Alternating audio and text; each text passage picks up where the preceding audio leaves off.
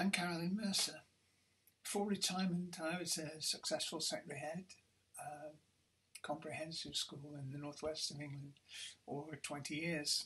Subjects were mathematics, divinity, and then when computers came along, information technology. I'm married with two children and have a lovely granddaughter. Various other things: union officer, political activist, community worker, former vice chair of trustees of a hospice, and oh, I'm a transhistoric woman. Pronouns she, her, please. Now, I'm smiling despite the fact I'm going to talk about some painful, horrific events, but worth remembering that that was then, it's gone, this is now. From the age of 3 and 4, there was a mismatch between my gender identity and my gender presentation. Really strange, really, because at the age of 3 or 4, I didn't know what gender was, let alone gender dysphoria, which is what I was diagnosed with at age 17, 18. During my teenage years, tension became torment. I attempted suicide. But at the age of 17, 18, I thought I must do something about this. I must try to be cured. Not knowing, of course, that you can't be cured. It's part of you.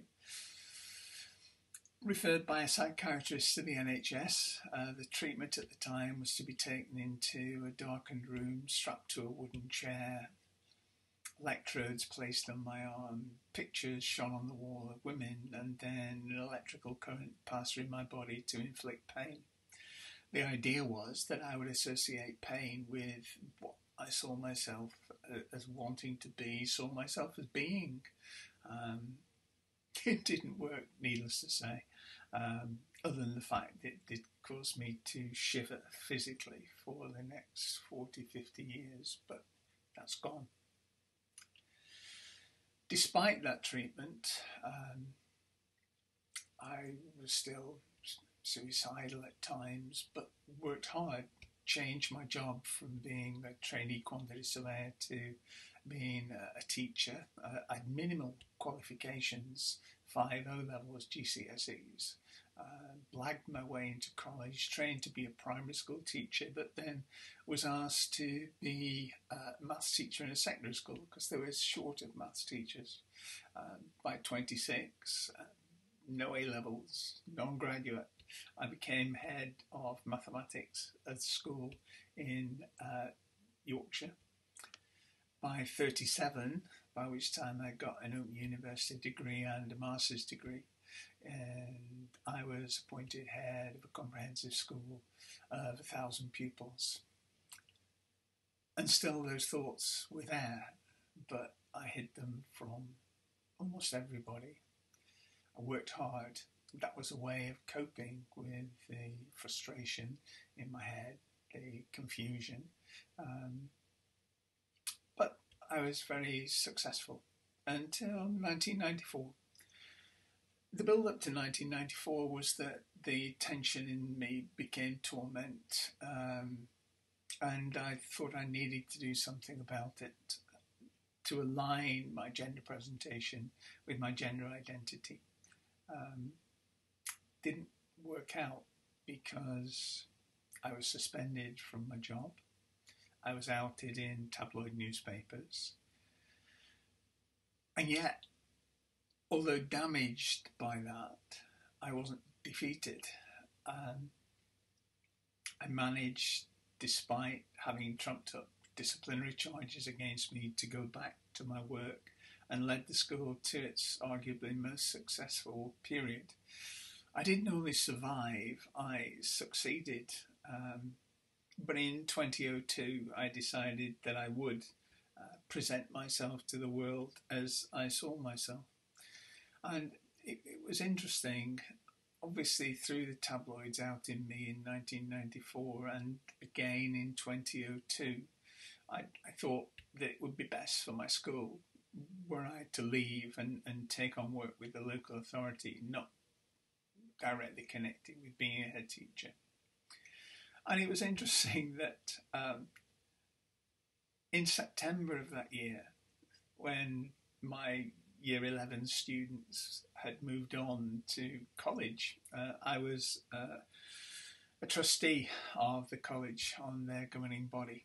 I was going up to a meeting there, presenting myself as I wanted. And two of my former pupils, fairly recalcitrant pupils, spotted me going and came to look. Um, they came to look and they had questions, and it would have been easy for me to dash into the building and not speak with them, but that's not my style. I said, "Hi, how are you? What are you doing?" And one of them said to me, and I get a bit emotional with this.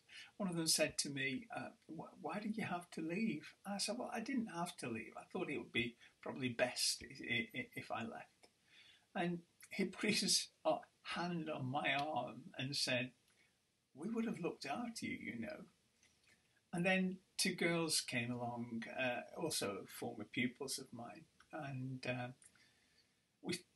they said, "We think you're so brave." Now, my usual response is, no, actually, my first 55 years were when I was really being brave. But I'm so lucky. My friends, my family have been superb. I haven't lost a single friend, and I've gained many more. I'm still in touch with 400 plus of my pupils on Facebook, former pupils. But I remember doing a presentation a little while ago, and someone said, "Well, look, you've been so successful. Your pupils respected you, parents and communities supported you. If you had been able to be yourself earlier, how could it have been better?" My response was fairly simple. I could have been happy. Now, it's not easy to be yourself sometimes, but for me, it was so worth it. For me, it certainly got better, much, much better. It's your life, your choices, but from my experience, I found it gets better. There's sometimes a cost in being yourself, but the value I found is far beyond any price. Your choice, your life, but without any doubt, I found it gets better.